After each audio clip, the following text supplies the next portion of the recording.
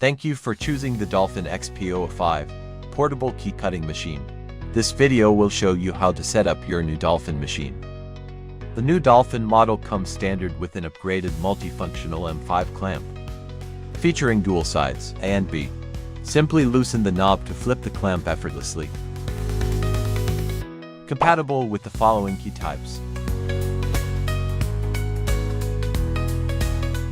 During height leveling, the cutter tip must sit slightly higher than the probe tip. Calibrate the probe height. Then run the calibration test cut. We need a blank key. With clamp on side A, align the top of the key to line 3.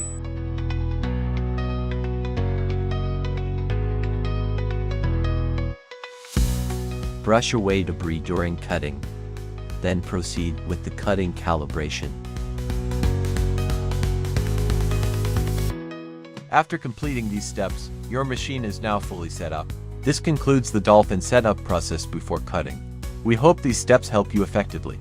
Wishing you a successful start to your locksmithing journey.